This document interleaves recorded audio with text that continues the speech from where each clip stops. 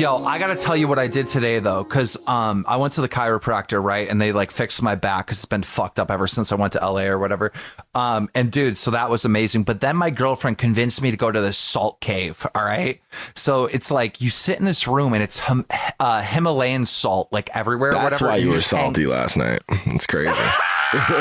No, this just happened today. Okay, so I go there and I'm like, oh my God, everyone has the girlfriend that convinces you to do some fucking new age weird shit that you're like, okay, yeah, right. So it was like one of those things, right? I feel amazing. I have never breathed this well ever in my life, dude. If you get a chance to go to one of these Himalayan salt caves or whatever, dude, you got to do it, Banks. It's insane. Wait, I was in there for like 45 minutes. Why did it fuck with your breathing? It just clears your shit out? Or the air in there? Apparently it's got like a bunch of like minerals and like really good stuff. And if you're breathing in for like an hour or whatever, it like just clears up. Was like it pink? Everything. Is it like pink? Like the Himalayan pink salt? Yeah. So you went in the room and they just had like normal like lawn chairs or whatever, and it's like real dark and like bougie or whatever with like those salt lamps. But then they have like, and I mean like gallons and gallons and gallons of that pink salt rock, like really fine, like broken up on the ground, and you have to go in barefoot. And you just hang out in there, and when you breathe, who was it? You just can you, literally your girl, and your daughter? No, just me and my girlfriend went, and cool. When you breathe in, you can literally taste salt. That's how much like salt or whatever's in the air. Bro, I feel fine right now, dude. Like my lungs and congestion and all that has never felt so good. So to any of the viewers and to you, Banks, because I know sometimes you get stuffy or whatever, like, dude, if you get a chance to try that out, try it out. Where can I find one of these things? Because I've, to be honest with you, never heard of it in my life. Dude, look up Salt Cave. I think that's like the name that everyone's going with. But yeah, no, I definitely will. Is it man-made or is it like a natural thing? It's man-made. Like they take that pink salt from over in the Himalayas. I can't say the fucking word. They haul that over here and they like break it up or whatever, and they just throw it in a room, and you just so much of it is in that room, it gets in the air, and you just breathe it in. Yeah. What else has been new in the world of drama? Because I honestly haven't been keeping it, bro. I'm fucking busier than I've ever been in my life. Fresh off this call, I gotta fucking make a couple more phone calls, get things set up. I can't really talk too much about it now, but for the next 6 months, I'm going to be spending a lot of time in Cabo with Aiden, Mike, and Rice on some like business shit. Every other week, we're going to be there for half the week. So over the next fucking... How are you going to do the podcast? We're going to Cabo. Well, we normally record on Mondays. We might have to start recording on Sundays potentially, or I'll just fucking do it from the setup over there. So you're going to mess up my weekends, huh? Well, man, we got to fucking figure it out together. You know what I'm saying? I've been fucking, things happen in the bags. Yo, do you know about the dream? Do you know about the dream thing? Yo, I was actually when I asked you what's in the world of drama, dream came to mind actually. What the fuck was that all about? Oh, dude, this is so insane to me. So he admitted he like fully, and I don't want to put words in people's mouths because I honestly didn't go and look into it. I've just been kind of like picking up the scraps. But believe it or not, I know for a fact that we have viewers that don't give a flying fuck about Minecraft, so they know nothing. So let me. Well, Dream is interesting. Dream is just interesting in general because this motherfucker has amassed one of the craziest, gnarliest, most hardcore fan bases I've ever seen in my life, and it's all because he plays Minecraft, which is even more crazy. But I mean, I actually checked in on his tweets yesterday. He tweeted out bark, just the word bark, like how a dog fucking barks, and it got like 300,000 likes, and then replied to it and said meow, and that got like another 200,000 likes. Like this motherfucker's, he's on a different level. With shit like that, like it just you can't help but just to fucking want to hate the kid, when you I like shit like that. I've had a few interactions with him. He's a fucking nice kid. I don't know. Oh no, I do too. I'm just saying from like a other YouTuber influencer like type of because people put so much effort. Yeah, I mean it goes back to it goes back to the fucking Twitch people talking shit about Aiden. Like people for whatever reason, I'm not that way. I don't think you are either, Keem. You not generally really, aren't like that at all. As long as people are entertaining, that's really all you give a fuck about. But yeah, motherfuckers on YouTube who put hours and hours of like editing and fucking shooting content and coming up with all these crazy original ideas and fucking putting crazy production behind it and spending all this money and doing all this shit. Then you have a motherfucker who tweets out a smiley face and shits on every. I got quite a rant for Dream. Yeah, but let me go to the beginning, because I know we definitely do have some viewers that have no idea about any of this shit. So Dream is a Minecraft YouTuber. He literally had 1 million subs in the beginning of 2020. By 2021, he had 14 million. So that's how fast his come up was. It's insane. He plays Minecraft, and speedrunning is a big thing. It's a huge thing. And when I'm talking about speedrunning, I'm talking about people that try to play a game from beginning to end, and there's all different types of categories, but this is the most common one, from beginning to end, and they see how fast they can do it. Well, believe it or not, Minecraft, like, you can actually beat Minecraft. A lot of people don't know that, but there's actually an end to Minecraft if you beat the Ender Dragon or whatever, right? And so Dream was doing these speed runs for content for his fans or whatever, and he got a run that was like really fast, and it was like number 6 fastest in the fucking world. But there's like the speedrun community, like, this is serious business, right? Like, there's charts and official charts and ranking 1 through the motherfuckers whatever. who are hardcore on the speedrun shit for any game, like, those motherfuckers play the same game over and over days on end. Like, and it's not just the players that are serious, but the community and the moderators, the people that track the scores. Like, this is serious business to them, right? And so when they were looking at Dream's run, they were like, wait, this doesn't make sense. He's like getting drops more often than you would, and based on the odds. And so, you know, the moderators that keep track of the scores in Minecraft or whatever, they did a bunch of like mathematical calculations, and they figured out that the chances that Dream had to have the certain lucky drops that he had in order to beat the game as fast as he did were 1 in like 7 trillion or 6 trillion or something like that. So it was crystal clear from the moderators that Dream cheated, that he had some type of mod, or he had something going on where he cheated to get the drops as fast as he did. So Dream said he didn't cheat, and Dream hired like a Harvard professor, right, to come in and like get his own stats and his own mathematician to prove that he didn't cheat. But, you know, basically the result of that is that the numbers were not 1 in a trillion. They were like 1 in a billion. Regardless, you still cheated. 1 in a billion. Are you insane? Like, there's no way. So this whole story is dead, right? But you got to understand, the moderators, the mod team, the YouTubers, everybody that made videos calling out Dream for this nonsense of him cheating or whatever, they got harassed. Yeah. They got death threats. They got all kinds of shit, like, because Dream has this crazy fan base. And remember, Banks just said the motherfucker tweeted out Bark and got 300,000 likes. All right, these, like, he's got an army. He does. Okay? He does. So anyhow, the story kind of dies, and then like a couple days ago, Dream basically put out this big long fucking post, and you know, he goes into every little detail, which is really annoying, because if someone's gonna admit that they're wrong and apologize, you want them to get to the point, right? This is one of those posts where he doesn't get to the point for a long time, but eventually he explains that somebody that runs his server ran some type of mod to make the drops happen faster, and he didn't realize that they did that, and he found out like 8 months ago. Like, so after the fact, he finds out like 11 months ago, and he deletes his response video, but he doesn't tell anyone. He waits until another 8 months later to admit that he actually cheated, right? So it's just like one of these fucking things, like, dude, you don't understand the time and energy and how big this story was. And you getting a Harvard expert, all this just to find out that you did in fact cheat. And guys, a lot of people have been like, I see this online. They're like, oh, who cares that Dream cheated in Block Game? No, this is serious business. If you cheat in competitive gameplay, this is something that will never leave you forever. They're like, people don't understand how serious this is because they're not in these communities. They're not in this world. I'm kind of torn on my opinion on this, because one side of me is like, yeah, I'm hearing everything you're saying. People got harassed, and these are real fucking people with real lives, real families. Yep. You know what I mean? People, it's hard for people sometimes to put themselves in any other perspective than their own.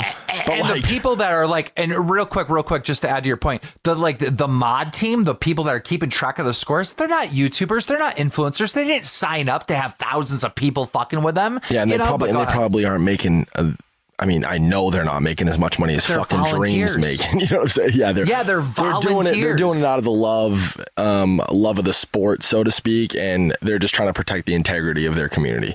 There's nothing wrong with that, and that's, you know what I mean. On the other side of it, part of me is like, is Dream's success based? Are these metrics all coming from a place of people are happy that he got the 6th highest speed run?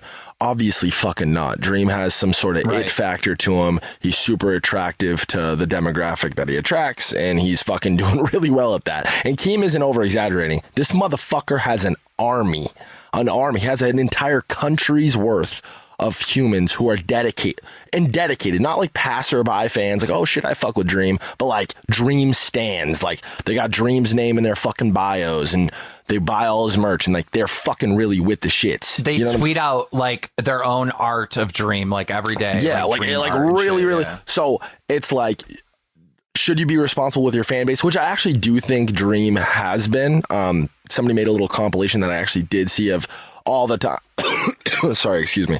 All the times. Oh yeah, that's a fair point. Yeah, all the times that Dream has said, yo, stop harassing people. I don't fuck with that. Like, if that's who you are, you're not my fucking fan. I don't fuck with you, which is great. And he's done that numerous times. I mean, in his Twitter bio, I think it says, or at least it said, accepting all fans or something along those lines. I probably botched it, and then in brackets, unless you're toxic. So he's been very anti, like trying to keep his fucking fans in line for as long as I've been following him. And part of me respects the fact that, you know, this kid's on the fucking top of the world right now. He's the king of the fucking, one of the kings of the internet. Everything's going right for him, probably making a shit ton of money, doing really, really well. And this is a dead issue, dead subject, right? That people really don't give a fuck about anymore. So for him to come out on his own free will and be like, yo, I want to come clean, I fucked up, which is going to invite nothing but negative feedback. You know what I mean? Like that's doing nothing for Dream positively, right?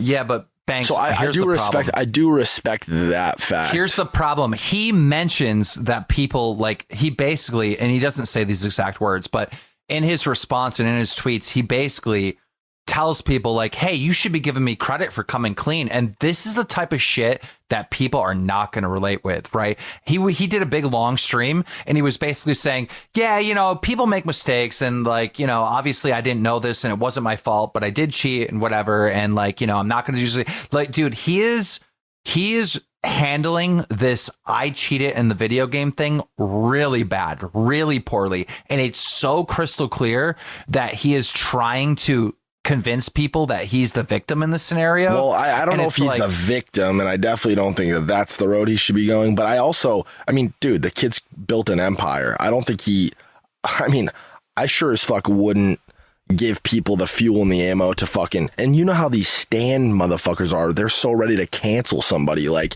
really fucking hardcore, like cancel and harass and fuck with people. Like, I don't know. I think he has to kind of be light with his words. No, like he kind of has to be, bro. Dude. And in the grand scheme, if I were him, the grand scheme though, Keem, of it, like, and you're probably gonna fucking hate me for this, but was there any money on the line for the speed run? Like, was he competing against anybody else? It's not about that. It's not about that. Dude, if you cheat in a video game, people don't understand how serious this is. Everyone wants to joke around and call it block game. Oh, he cheated in block game and blah, blah, blah. Yeah, you're so cool calling it block game. You guys all sound like fucking clowns. Listen. You know, at the end of the day, speed running and putting up scores and having scores counted on a leaderboard is so fucking serious. You don't understand. This is the type of thing that no one will ever fucking forget. And you don't get it because, you know, you're the normies, right? You don't give a fuck about this. You don't play Minecraft, right? But I promise you, there will be YouTube videos, there will be streams, there will be references for Dream cheating in this game for his entire fucking life. What is our life, Keem? It's honestly just so, you come in and you go, you guys calling it blocking, you sound like fucking clowns, and then you go off on a fucking tangent about like how deadly serious the fucking the speed because run it Minecraft. is because but Banks, so I know this world. I know this speed running world. Way, I do too. I'm in the same business as you. When just so everyone understands, right? like if somebody like, you know, there's a bunch of YouTubers that will upload video and they'll give a history on like, let's say Mario 64 speedrunning races in a certain category, let's say 120 stars, right? Those videos will get 4 million views on YouTube. This is not a little thing. Like the speedrun shit is huge. It's massive. It's not a little thing like you're thinking of. Like, I'm a huge fan of the speedrun community, by the way. Like I haven't said this. Summoning Salt is a never miss video for me. Never miss upload. Anybody that doesn't know what that channel is, Summoning Salt on YouTube, you've definitely heard the intro song because it's kind of become like a meme at this point. But that motherfucker goes in and like breaks down the history of like every game and the speed runs and all that shit and all the records and how they were broken. And how many views does he get? Millions. Yeah, no, he crushes it. He doesn't upload very often, but he'll upload like once a month, once every couple months. And they're really, really well produced videos. But it's super interesting, right? But I see these weirdos like, who cares that Dream cheated in block game? It's like, dude, a lot of people, you don't understand. This is something that was like going to be remembered forever. So look, this is my advice to Dream, and this is what I told him in private, and this is what I told him public. I go, listen, all right, you don't understand how big this was. You don't really get how big it was. It doesn't matter that it's directly all your fault, or if, you know, situations behind the scenes caused this to happen. It really doesn't matter, because people are only going to blame you. And what they want to see from Dream is they want to see you take an L. They want you to be punished for this. You know, there was investigations, multiple videos going, YouTubers like this was a big fucking deal. This wasn't this little thing, right? It was massive. It's the biggest single-handedly scandal in fucking competitive gaming period, based on the sheer views that it got. Billy Mitchell was a Donkey Kong king that got caught cheating in Donkey Kong or whatever, or got accused of cheating in Donkey Kong.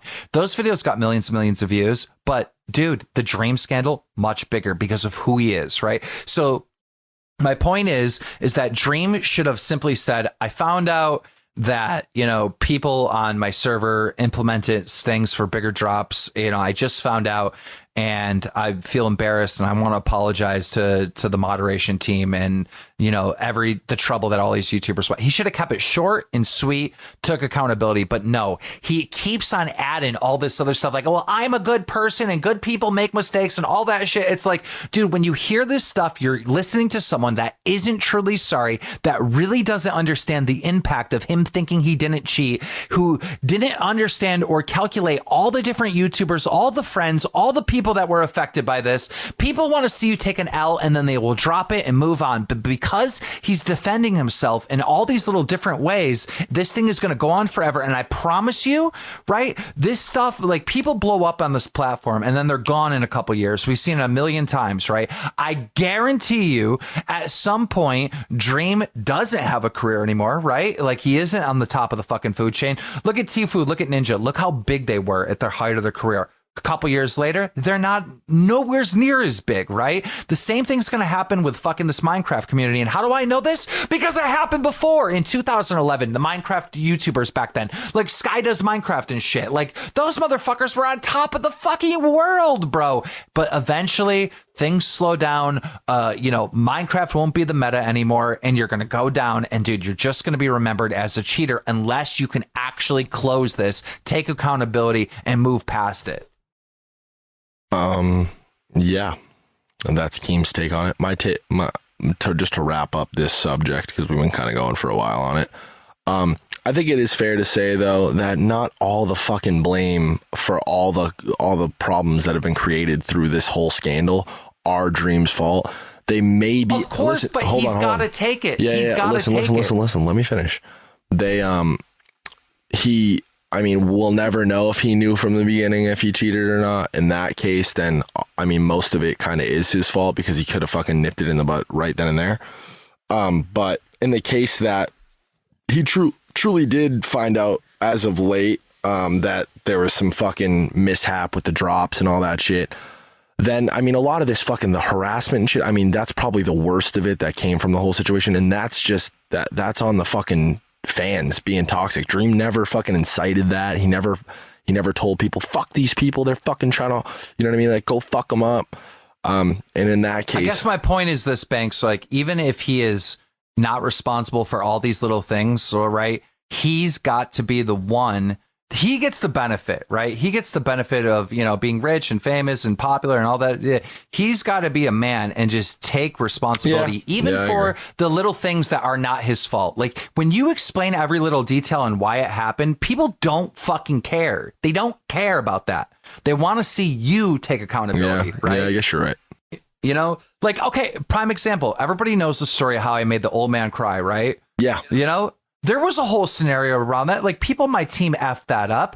People had access to a Google Doc that was supposed to be double checked by. And dude, I couldn't say that until I'm blue in the face. Do you think anybody on this planet is going to be like, actually, Keem's team messed it up? No, they're going to say Keem made an old man cry. At the end of the day, you made the dude cry. You're right. You're absolutely right. I didn't do that maliciously. I didn't do that on purpose, but nobody cares. I am still the fucking guy on camera saying the shit that was not true. I have to fucking own that. And I have to take accountability for that, right? The guy on my team that fed me the bullshit story, my manager who let this random guy on my team have access to the Google Doc that was supposed to be confirmed news, those guys are not getting canceled. Those guys are not under fire. You're absolutely right. Those guys don't go on camera and say, guys, sorry that I had a part in this. No, it's me. I got to be the man. I got to fucking go up and say apology. And I got to own it. Yeah, no. And this is what I'm trying to say to Dream. It goes back to the David Dobrik shit with like, maybe he didn't necessarily fucking do anything wrong, but he didn't have the right fucking protocol in place to protect people and fucking do the right due diligence, and fucking had Dom slip through the cracks and do some weird shit, potentially, maybe.